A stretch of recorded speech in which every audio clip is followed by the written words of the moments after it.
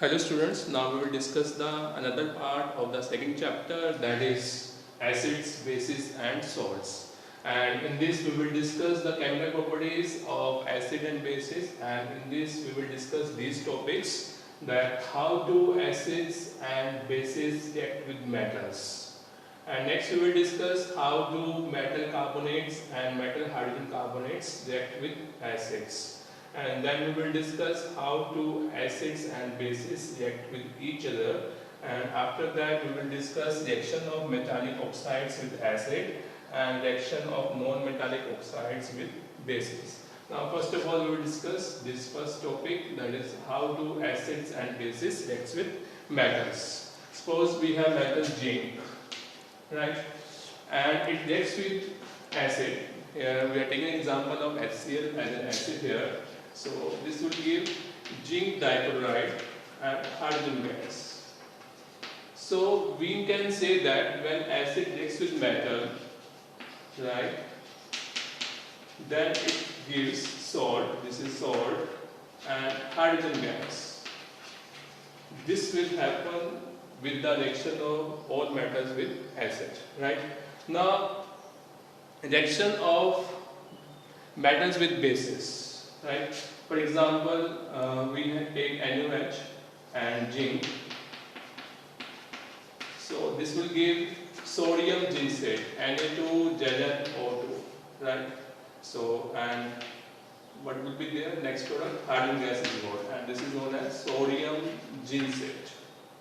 So this is a reaction between base and metal, but every metal does not react with base. So we cannot give a generalized equation like this for base, that is reaction of base with metal. Now next is how do metal carbonates and metal hydrogen carbonates react with acids, right. And before we discuss that, I can tell you one more thing, that acid is reacting with metal. So you can say whenever acid reacts with metals, so that metal is basic, because acid reacts with base. Acid cannot react with acid in most of the cases. So generally it is said that if acid is reacting with something, that is known as base. So here zinc is basic, right.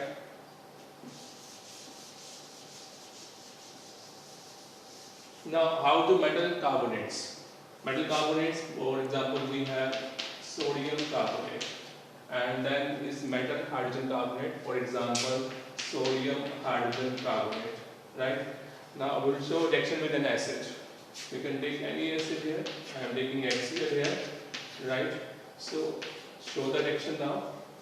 Now what will be there? Now Cl and Na, they joins to form NaCl, right, and then hydrogen is there and oxygen is there. So hydrogen and oxygen, they join to form water, and then what is left? CO2. If I remove one oxygen from CO3, then CO2 is left. So you can write CO2 here. In this way you can memorize the equation, right. Now you can balance it. First we write products and then we balance the reaction, right. Here are 2 sodium, so you can multiply it by 2. Sodium are balanced. Now here are 2 chlorine, so make here 2 chlorine, right. And now you can check that reaction is balanced. Now another, the same types of products are found, NaCl, H2O and CO2. Now balance the equation. Now you can make a generalized equation that metal carbonates or bicarbonates. Bicarbonates means hydrogen carbonates, or metal hydrogen carbonates. Hydrogen carbonates are also known as bicarbonates. They react with acid to give salt, NaCl is salt, and water and carbon dioxide. So this is the generalized equation.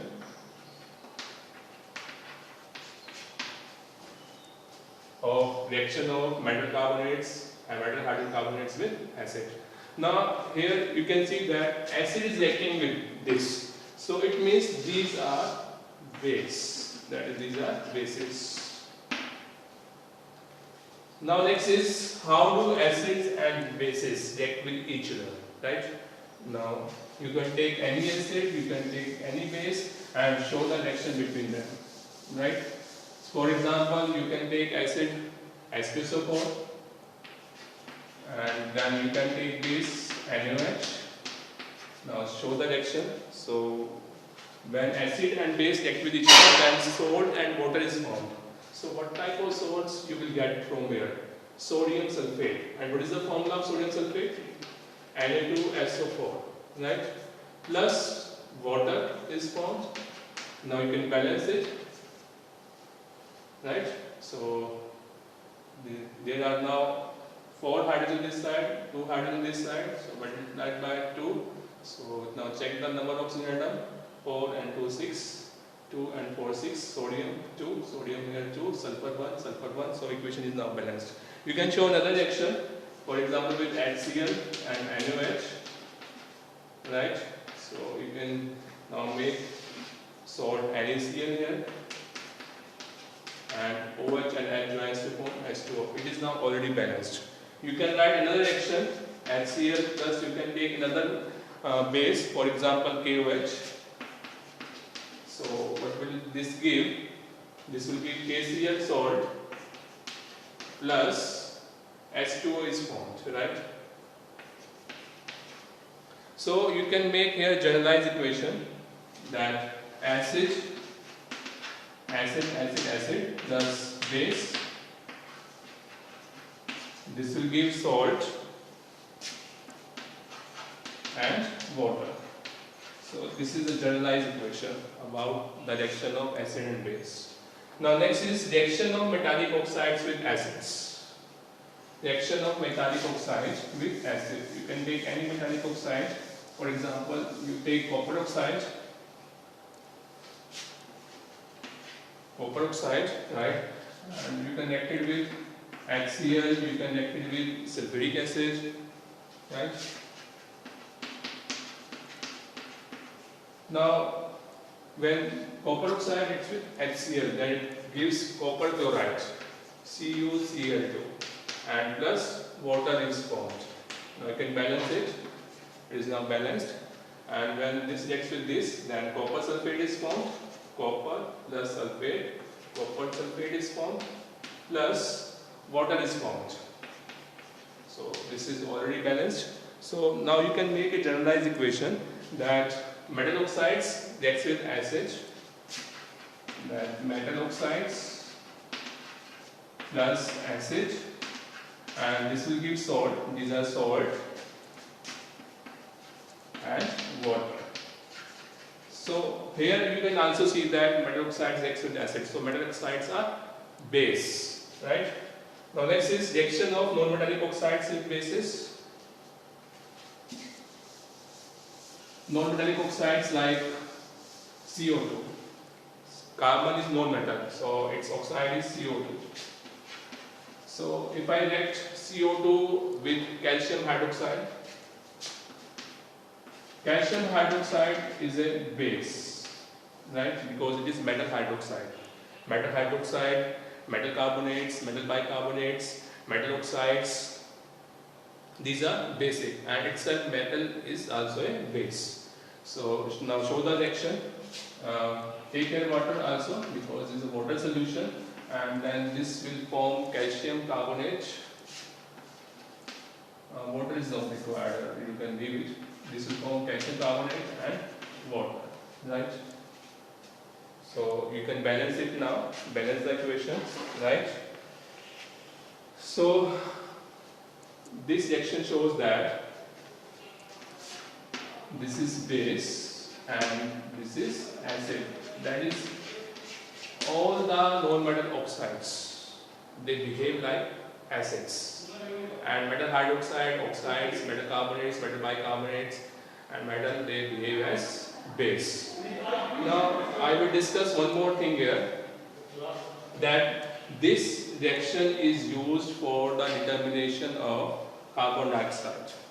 So if in any reaction carbon dioxide is produced, for example, we have discussed the reaction in the second topic that metal carbonates and metal hydrocarbonates, when they react with acid, then salt is produced, CO2 is produced, and H2 is produced.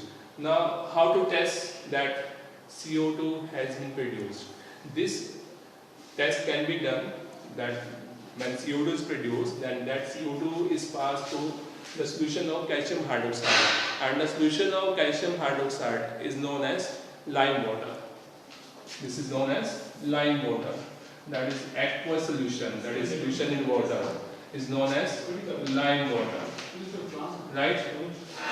So when CO2 is passed through lime water, then calcium carbonate is formed, and calcium carbonate is insoluble in water and insoluble in the reaction medium, so its precipitates are formed, and the color of these precipitates are white. So we say that white precipitates are formed when CO2 gas is passed through lime water. So this is the test of CO2, that it gives white precipitate when it is passed through lime water.